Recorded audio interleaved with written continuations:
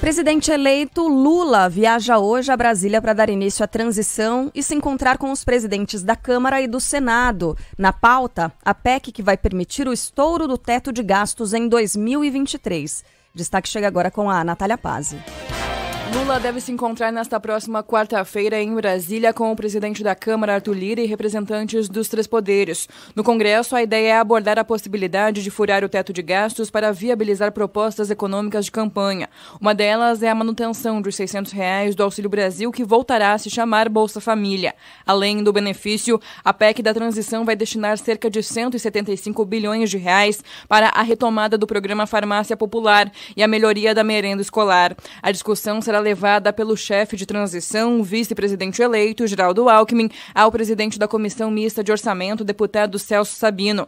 Senador eleito pelo Piauí, Wellington Dias, do PT, reafirma a importância de se discutir o assunto. É nesse diálogo que, com certeza, queremos trabalhar para dar condições da reconstrução do melhor para o povo brasileiro. Na reunião com Lira, Lula deve dizer que não pretende interferir nas eleições para o Congresso em fevereiro e que o orçamento secreto pode ser mantido desde que os R$19 bilhões sejam investidos em projetos definidos em parceria entre o governo e parlamentares. E aí continua a negociação, enquanto isso, de cargos nesse futuro governo. O PSDB, por exemplo, pode assumir ministérios como de comércio exterior ou da indústria, que serão recriados. O MDB de Simone Tebet, por sua vez, pressiona por um cargo na cidadania ou na educação.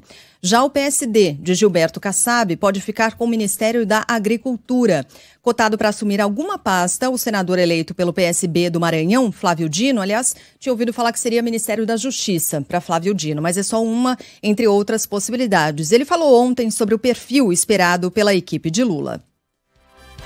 E seja uma equipe que reúna credenciais políticas e técnicas e seja uma equipe plural, uma equipe que tenha pessoas de vários partidos, pessoas sem partidos e que consiga unir o Brasil. Ontem houve uma reação muito negativa no mercado, nessa entidade chamada mercado financeiro, né? As reações foram negativas, o dólar subiu, foi a 5,17, a Bolsa de Valores com uma baixa de quase 2,4%, tudo por causa da expectativa, da incerteza, das indefinições em relação a ministérios, mas sobretudo em relação ao Ministério da Economia. E o que também provocou esse desarranjo, digamos assim, no mercado financeiro. Começou a surgir o nome de Fernando Haddad para o Ministério da Economia. Ora, para o mercado, que vinha ouvindo nomes como de Henrique Meirelles, de Pércio Arida, de André Lara Rezende, é tudo música para o ouvido, ouvir o nome de Fernando Haddad foi um dos elementos que fizeram com que o mercado ontem reagisse mal. Internamente, no PT, há quem diga nos bastidores de que teve gente fazendo com que esse nome viesse a público, né, para queimar Fernando Haddad. Internamente no PT, mas enfim, isso aí também já começa aquela costura, né? As conversas de bastidores que muitas vezes colocam nomes para aparecer para o público, para sentir qual é a reação e aí recuar em relação a esses nomes. A gente ainda vai ter de aguardar, porque não tem definição ainda, mas terá de vir nos próximos dias. Exatamente, Sheila. E aí, acho que duas coisas importantes aqui. Eu estava vendo a coluna da nossa colega Miriam Leitão hoje, que, enfim, de economia, entende muito mais do que, né? E ela fala uma coisa muito interessante, que ela diz assim, bom, o mercado gosta de provocar volatilidade, né? Aí sai lá um nome técnico para economia e tal, e aí o mercado reage bem, daqui a pouco surge Fernando Haddad, o mercado reage mal, mas o futuro governo tem preocupações muito, muito mais sérias do que a volatilidade do mercado. Existem questões realmente muito sérias que o futuro governo vai ter que lidar. Gastos extra-teto, por exemplo. Exatamente, né? Então, para além disso, existem preocupações sérias ali. Os nomes que a gente tem visto nos jornais sendo cotados, e a gente pode, se você vê em comum ali, existem nomes que, se você olhar Lula 1, né, 2002, e Lula 3, né, que vai assumir agora, seria, assim, basicamente a mesma fotografia com eles envelhecidos 20 anos, não é? A gente está vendo os nomes que estão sendo aventados nos jornais, são os mesmos ministros envelhecidos 20 anos, trocando as pastinhas. se você olhar. E aí quem conhece o PT, quem já cobriu bastante o PT, conhece bastidores, sabe que ali o Fogo Amigo é uma coisa muito interessante, né? Você começa a aventar um nome aqui de um companheiro, um nome ali de um companheiro, quando no fundo, a gente sabe que tem figurinhas carimbadas que não querem largar o osso, que querem continuar lá no partido, que querem continuar no governo. E eu acho que é hora de começar a se posicionar. Pera aí um pouquinho. O governo Lula 3 tem o direito de cometer os mesmos erros que o governo Lula 1 e o governo Lula 2? Esse não tá na hora de a gente fazer um governo técnico sem cometer os mesmos erros que foram cometidos no passado? Não tá na hora de a gente começar... Claro, a gente vai precisar de muita articulação política. A gente tem um Congresso que não vai ser fácil de enfrentar, a gente tem problemas muito sérios. A articulação política vai ser fundamental. Mas a gente precisa de técnicos, a gente precisa de jovens arejados. O mundo mudou. Um dos problemas que o Lula mostrou na campanha, que muita gente apontava, é que ele parecia estar só falando de passado. E agora a gente está na hora de olhar para o futuro. O mundo mudou e muito. O Brasil não vai ser mesmo o Brasil que a gente tinha lá atrás. A gente não tem super boom das commodities. O mundo está falando de meio ambiente. O mundo está olhando para o Brasil. É o momento do Brasil. O Lula vai para a COP27, vai sentir o termômetro agora. Agora é o momento do Brasil para olhar para o meio ambiente. A gente vai ter que olhar para a economia de um outro ângulo. O mundo está enfrentando uma situação super difícil. Então, assim, a gente precisa de gente jovem que está olhando para esse mundo de hoje, não para o mundo de 20 anos atrás. Será que esses nomes que estão sendo aventados, de pessoas que há 20 anos ocuparam o governo, olhando para o mundo lá de trás, são os melhores nomes, mais bem capacitados para olharem para esse Brasil? Então, acho que está na hora de a gente começar a olhar um pouquinho melhor aí para esses nomes que estão sendo aventados. Eu espero, tenho certeza, eu confio. Acho que a gente teve muitos anos de história para aprender aí. Confio e tenho que esperar, porque eu sou brasileira, eu tenho que ter esperança, né? De que quem está aí já aprendeu bastante, já se viveu bastante para saber que a gente precisa olhar para frente, né? Para trás a vida não anda, a vida anda para frente. Mas para acrescentar o seu pensamento, né? Por que será que a gente não teve um sucessor de Lula no Partido dos Trabalhadores? Parece que o pessoal não larga o osso, mas de jeito nenhum. Larga. Não tem larga. Como, né? Até houve uma tentativa de colocar Fernando Haddad. Mas assim, uma coisa que não houve aquela tentativa de fato com muita ênfase. A ex-presidente Dilma também, no fim das contas, conseguiu um mandato, impeachment. Mas não rolou um sucessor de Lula. Tanto que, eu me lembro que no ano passado, foi isso, no começo do ano passado, quando eu tinha um podcast que falava de política com, aliás, o Diogo Schelp e a Maria Carolina Trevisan, beijo pra eles. Já que a gente tá falando, né, enfim, colegas de outras emissoras, mas eu me lembro que a Gleisi Hoffmann falou, a gente entrevistou a Gleisi, e era naquela época em que não havia a menor possibilidade de Lula concorrer, né, nas eleições, e a gente perguntou pra ela, escuta, presidente do partido, qual é o plano B do Partido dos Trabalhadores? Porque o ex-presidente Lula não vai poder, né? Ela falou assim, não, tem um único plano, é o plano A, é Lula, Lula candidato. Aí a gente, vem cá, não passava pela cabeça de ninguém a possibilidade de ele concorrer. Você vê como as coisas são. Então, parece que existe ali um pé fincado nessa mesma galera, né, Ellen Brown? Parece que existe esse acordo firmado aí que o pessoal não larga o osso de jeito nenhum. Tem participação aqui dos nossos ouvintes, eu acho curioso, mas é legal que a gente possa registrar o Luciano aqui, que está elogiando a inserção e o comentário da Ellen, mas que também acrescenta aqui, meu Deus, o jornal bateu tanto no Bolsonaro e agora critica o velho modelo de governo. Pois primeiro é o seguinte, a gente está aqui, como a gente já disse nas últimas semanas todas, nosso papel é sermos vigilantes de todos os governos, independentemente dos partidos. Ter o olhar crítico para todos os governos, independentemente de partidos. E vem cá, velho modelo de governo, não foi o caso de Bolsonaro inovar nesse sentido. Havia uma promessa nesse sentido, uma retórica nesse sentido, mas o que a gente viu foi... Olha o Centrão aí. Olha o Centrão aí navegando até agora, né? Junto com o Jair Bolsonaro. Então, a gente não viu uma novidade em relação a isso. O orçamento secreto para mostrar a relação entre Executivo e Congresso Nacional também não mudou muita coisa, não. Mas, enfim, falando dessa transição, da composição de ministérios, estamos todos, então, no aguardo das figurinhas para compor o álbum. É mesmo, o álbum né? de ministérios. Vai ter mais um pra gente completar, verdade. Colar a figurinha. Isso. Bom, falando em não largar o osso, rodovias voltam a ser totalmente bloqueadas por atos ilegais, a maioria no estado no Mato Grosso. Fala aí, Breno Magalhães. Os trechos das rodovias federais voltaram a ser interditados em alguns estados. Segundo a Polícia Rodoviária Federal, na noite da segunda-feira, haviam 10 interdições e 8 bloqueios em rodovias no Paraná e no Mato Grosso. Após trabalho de dispersão da PRF, hoje, o número diminuiu para 4 bloqueios no Mato Grosso e 1 no Paraná. Os bloqueios começaram no dia 30 de outubro, após a apuração das urnas do segundo turno das eleições 2022. Luiz Inácio Lula da Silva, do PT, foi eleito presidente do Brasil com a maioria dos votos, e apoiadores de Jair Bolsonaro, do PL, realizaram atos contra o resultado das eleições em todo o país.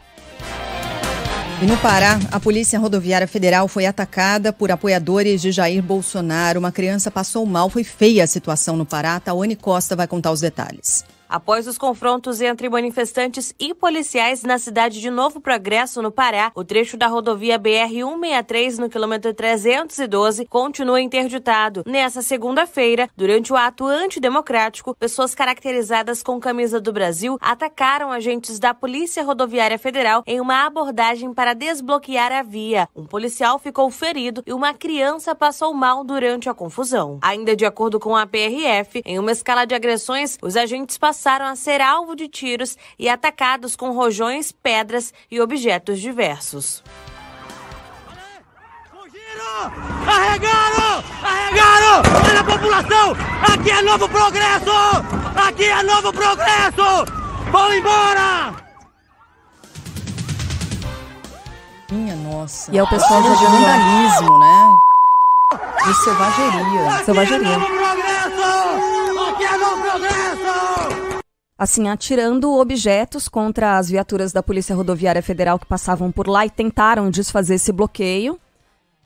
Feriram um policial, né? E essas pessoas, primeiro houve uma negociação, eles sabiam que haveria uso da força e ainda assim mantiveram pelo menos uma criança lá que acabou ficando ferida, né? E aí ontem... Mal com gás, né? Essa criança passou mal com o uso do gás lacrimogêneo. Ontem o superintendente da Polícia Rodoviária Federal no Pará, Daniel Patriota, fez um apelo e disse que em caso de resistência, novos confrontos podem acontecer. Desmobilizem a logística que dá suporte a esse tipo de ação inconstitucional. Quando vocês se intrometem no direito de vir, a pauta de vocês, ela perde toda a força. Bom, em Santa Catarina também houve confusão na operação para desbloquear uma rodovia no município de Rio do Sul. Os manifestantes atacaram policiais com barras de ferro e cadeiras. Jogaram nos outros policiais.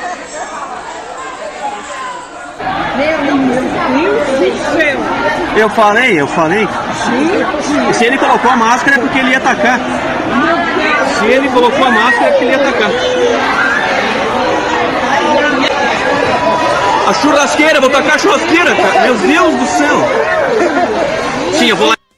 Gente, pelo menos 2 agentes ficaram feridos e um suspeito de envolvimento nas agressões foi preso. E aí é aquilo que a gente falou semana passada inteira, né? Quando começaram esses atos, que eles eram menores ou em menor quantidade, eles já deviam ter sido contidos lá no início, porque eram atos antidemocráticos, ilegais, com pautas ilegais, para você conter esse tipo de coisa, porque vinha se vendo que o que ia acontecer, a coisa só ia elevar a tensão. E aí tá o resultado disso. Como é que é o nome disso mesmo? É Black Bloc? Né? Se fosse em outra manifestação, gente atirando cadeira, atirando churrasqueira contra agentes da polícia, o que é que aconteceria em outras manifestações que a gente já viu pelo país, gente? Olha só, e agora a gente tem elemento, então, para de fato dizer algo tá acontecendo. A polícia rodoviária tá agindo de forma diferente do que agiria em outras ações, né? Em outras ações. Bom, por decisão do Supremo Tribunal Federal, a Polícia Rodoviária tem 48 horas para informar os dados dos veículos que participaram dos bloqueios em rodovias. E também sobre possíveis líderes e financiadores dos atos antidemocráticos em frente a quartéis. O prazo foi determinado na segunda-feira pelo ministro do STF, Alexandre de Moraes. A decisão deve ser cumprida também pelas polícias civil e militar dos estados. Só uma coisa, né? Essas pessoas costumam dizer que são manifestações legítimas. Ai, não, todo mundo tem o direito de se manifestar. Eu me lembro, como a gente vai ficando velha, uma das coisas que a maturidade traz, né? Exatamente, é a experiência e é passar pelos períodos da história. Eu me lembro de uma eleição em que não se concordou com o resultado das urnas. nome da pessoa que encabeçou, pelo menos era o personagem principal, Aécio Neves. Lembra? Que houve aquela virada no final, Aécio, Dilma ali, Aécio Neves. Não se conformou. As pessoas que hoje estão indignadas com o resultado das eleições, elas estão com um sentimento parecido daquela eleição de Aécio e Dilma, né? O que aconteceu? Essas pessoas foram pra rua, foram fechar a estrada, nada disso. Jogaram cadeira em cima de agente da Polícia Rodoviária Federal, impediram a passagem de outras pessoas, nada disso. Eles foram pra justiça, eles pediram a auditoria dos votos, tiveram que, como diz o Megali, enrolar a bandeira, enfiar a viola no saco e admitir e se recolher. E esperar a próxima eleição. É que o Aécio Neves não teve uma vida política suficiente, ele acabou ruindo, né, politicamente, conseguiu se eleger para Congresso Nacional e tudo mais, mas para encabeçar uma campanha à presidência da República, ele não sobreviveu politicamente para ver isso acontecer. Mas o que se faz é isso. O que a civilidade pede é isso. Quer contestar? É claro que pode, mas dentro das normas, né? O jogo democrático é isso, né? Elas existem e é para isso mesmo. Bora então falar da convocação para a Copa do Mundo. A seleção brasileira se apresenta já no próximo domingo em Turim, na Itália. Por lá, a equipe comandada pelo técnico Tite vai treinar até o dia 19, quando embarca para o Catar. E, aliás, a Band News FM já estará em Turim. Aline Fanelli, nossa repórter, acompanhando de pertinho os treinos, os últimos treinos da seleção brasileira, os preparativos antes do embarque para o Catar. Nossa equipe também já está no Catar, a equipe técnica de engenharia já está no Catar, montando todos os nossos espaços por lá para receber a nossa equipe que embarca neste fim de semana aqui. Então, Luiz Megali, Fábio França, André Coutinho, Bruno Camarão, Marcelo Duó, Glenda Kozlovski, a própria Aline, que primeiro vai para a Itália, mas depois vai para o Catar. Todo mundo a postos, vai trazer todas as informações e transmissão dos jogos aqui na Band News FM. Bem, ontem os nomes dos 26 jogadores que vão disputar o Mundial foram anunciados. A gente até falou um tiquinho aqui mais cedo, mas agora a gente pode falar com um pouco mais de calma. Vamos para a lista, para quem não pôde acompanhar ontem. Uhul. Goleiros, nenhuma novidade, né? Alisson do Liverpool, Ederson do Manchester City e Cássio do Corinthians. Mentira, imagina. O Everton do Palmeiras. O único do Palmeiras, né? O único palmeirense. Isso. Laterais, Danilo da Juventus, Alexandros Juventus, Daniel Alves, que vem recebendo críticas, né? Do Pumas do México. Pumas do México. Alex Telles, Sevilha. Vamos lá, zagueiros. Éder Militão, Real Madrid, Marquinhos do PSG, Thiago Silva, Chelsea, Bremer da Juventus. Querem passar aí para os meio-campistas? Vamos lá, Bruno Guimarães, do Newcastle, Casemiro, do Manchester. Você viu que o Tite fala Manchester, né? O Fabinho do Liverpool, Fred do Manchester, Paquetá do West Ham e o Everton Ribeiro do Flamengo. Os atacantes Neymar do PSG, Vinícius Júnior do Real Madrid, Antony do Manchester, Rodrigo do Real Madrid, Rafinha do Barcelona, Richarlison do Tottenham, Pedro do Flamengo, Gabriel Jesus do Arsenal e Gabriel Martinelli do Arsenal. Eu falei que senti muito aqui a ausência do Firmino, porque eu adoro o Firmino, né? Teve gente sentindo falta do Gabigol também, né? Ah, mas ele tava fora da lista de todo mundo que eu ouvi, viu? Só tinha flamenguista, né, chorando, choramingando, não sei o quê. Ai, meu Deus, Gabigol foi o maior artilheiro que mais marcou gols, não sei o quê. Aí as respostas eram assim, mas ele vai ter que enfrentar, não é time, né, não é clube brasileiro, não é pegar, assim, com todo respeito, né, uma equipe de, sei lá, do Avaí, né, não vai pegar outras seleções. Então, segundo os especialistas, não tem nível técnico pra isso, não. Pelo menos na competição. O Gabigol muito marrento também, viu? Ô marra do Gabigol, por favor. E eu não vou esquecer da cena de Gabigol durante a pandemia, num cassino, embaixo da mesa, né? Pra mim é inesquecível também, isso, tá? E o pessoal tá achando que o Daniel Alves sabe de alguma coisa do passado do Tite. Não é possível. Só isso pra explicar? Gente, mas posso dizer? Ok, viu? Ok. Imagina, é um cara que a gente tem uma conhece aquela carinha, tem uma experiência, é verdade. Tem estrela, tem aquela estrada. a gente sabe quem é. Anima o ambiente, né? Vai descontrair o pessoal. Tem um Porta dos Fundos que é assim, vocês já viram? Né? Ontem o Neto terminou os donos da bola com esse Porta dos Fundos. O Neto ficou indignado. Isso, anima o ambiente, vai descontrair o pessoal. A gente precisa dessa pessoa, né? Assim, né? Porque gera confiança. Todo ambiente de trabalho não precisa dessa pessoa, que você diz assim, o pessoal, né? Que dá aquela animada, não é? Isso, traz harmonia pro grupo, pois é. Mas olha, em geral, tá uma equipe super, um ataque muito forte. Forte. Gente, não deu confiança de que dessa vez vai? Eu tenho até medo de falar. Não sei, porque eu gosto de zaga, né? Meu negócio é zaga. Eu sou gremista, cara. Então, eu acho essa coisa de muito ataque já é meio me dá umas coisas. Eu tô super confiante. Essa perspectiva de não ter mais a dependência total no Neymar dá também, impulsiona. Isso realmente já dá um respiro. Bom, vamos trazer uns trechinhos aqui. Posso ir com trechos justamente da entrevista coletiva concedida pelo Tite? Claro, né, que a questão Daniel Alves foi trazida por muitos jornalistas. Sem atuar desde setembro, quando o Pumas foi eliminado do Campeonato Mexicano, ganhou um voto de confiança de Tite. Segundo o treinador, a escolha do jogador de 39 anos se baseou no que ele pode oferecer tecnicamente e fisicamente durante a Copa do Mundo. O critério do Daniel Alves é um critério de todos, né? que ele premia qualidade técnica individual, ela premia ao seu aspecto físico e ele traz o seu aspecto mental, tal qual os outros, alguns com uma ou outra mais qualidade. Para o comentarista da Band News FM, Denilson, apesar de ter levado em consideração toda a experiência do Daniel Alves, Tite errou em chamar o jogador. No meu entendimento, a convocação do Daniel Alves passa muito pela experiência. Ele é um cara que tem estrela, é um cara que vai ajudar muito nesse período de preparação e também durante a Copa do Mundo. Acho que muito mais pela questão de ambiente, de liderança do Daniel Alves, do que propriamente pela qualidade técnica que nos últimos meses realmente ele vinha jogando muito mal.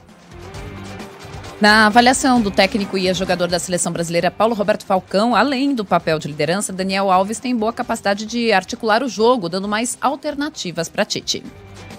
Eu acho que o Daniel é convocado por vários aspectos, não só pelo aspecto tático, pelo aspecto técnico, pela qualidade que ele tem, mas principalmente pela ajuda que ele vai dar no vestiário.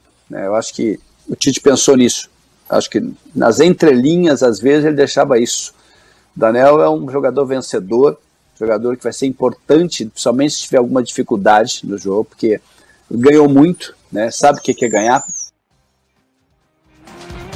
Bom, e aí o próprio Daniel Alves falou sobre a convocação dele. Infelizmente não estamos aqui para agradar todo mundo, nem é o meu objetivo, mas estamos aqui para não falhar com aqueles que confiam, né, na nossa entrega, na nossa dedicação, no amor que sentimos por esse esporte, no amor que sentimos por vestir essa camisa, no amor que sentimos poder lograr grandes coisas com essa camisa. Outra surpresa foi a convocação de Gabriel Martinelli. Tite falou sobre essa escolha. De externo, ponta, agressivo, tem sido um dos destaques do Arsenal na primeira colocação da Premier League. Um jogador do lance individual, de transições em velocidade, que teve conosco, foram 2 convocações, e que vem mantendo esse alto nível. Nessa concorrência, a gente diz que os atletas concorrem em alto nível. Ela poderia ser, outros convocados poderiam e seriam plenamente justos. E existem argumentos para outros que poderiam ser convocados, também é verdade. São escolhas. Escolha de um atleta que ele dentro das características da equipe, do modelo, nós precisamos de jogadores agudos pelos lados, incisivos pelo lado. Foi assim que a equipe se montou, é assim que uma equipe se estruturou. Então, de ter esses jogadores, que é o caso do Martinelli também. Eu gosto são escolhas. A resposta são escolhas. Minhas, tem um primo, tem um primo Dairon que ele costuma falar assim, nossa, às vezes ele faz uma coisa totalmente maluca, tipo, tá dirigindo, passa em cima de uma poça. A esposa dele fala, mas, meu bem, por que você passou na poça? Ele falou, são escolhas. É opção, uai. É opção, uai. É porque o que você chamou? É opção, uai. Eu quis. Beijo, Dairon. O treinador chamou, ai meu Deus do céu, 9 atacantes. E justificou.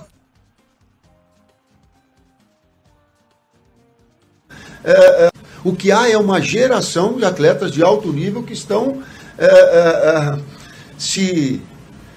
se convocando pelo alto nível que tem. Não sou eu que quero, não sou eu, os atletas estão buscando, eles estão em alto nível, estão com um desempenho alto. E o faz, sim, na medida que há uma versatilidade, a gente priorizar, como é o caso, de ter atletas importantes na frente, do meio para frente, e de ter uma convocação maior dele. Mas não vai fugir da ideia de uma equipe equilibrada. Para vencer alto nível, tu tem que ter criação e gol. É fundamental. A gente tem uma parcela maior de atletas convocados nesse sentido. Isso não quer dizer que consistência defensiva e que aqueles números de uma equipe ser forte defensivamente gera aquele ponto de equilíbrio para te vencer. Bom, agora eu vou chamar uma das cenas mais fofas dessa convocação. Amo. Sou fã, a Sheila também diz que ama. O menino da dança do pombo, chamado por Tite, o atacante Richarlison, comemorou demais a convocação. Pedro, Flamengo. Rafinha, Barcelona. Richard.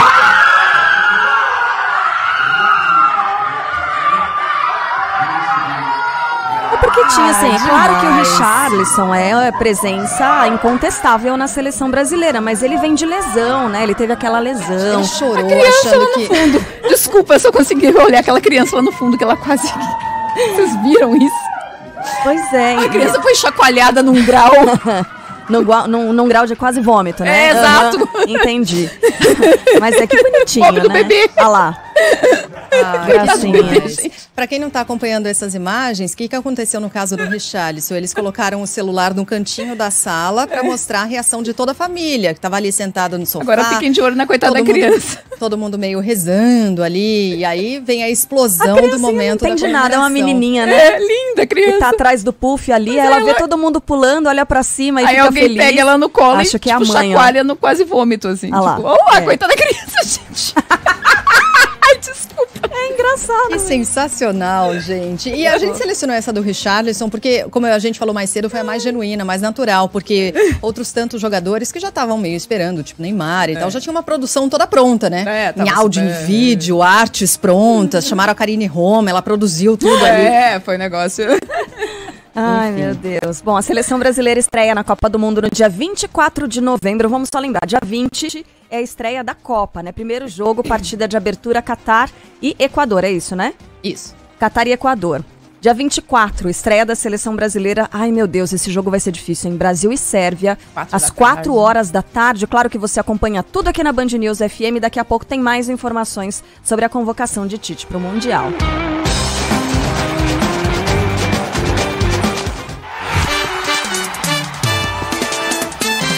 Futebol, com Milton Neves. Oferecimento Casa do Construtor. Aluguel de equipamentos. Ligue 0800 200 0217. Sicredi. Conheça a primeira instituição financeira cooperativa do Brasil. Sicredi. Gente que coopera, cresce. E bet7.com. É pé quente? Acesse bet7.com e siga seu instinto.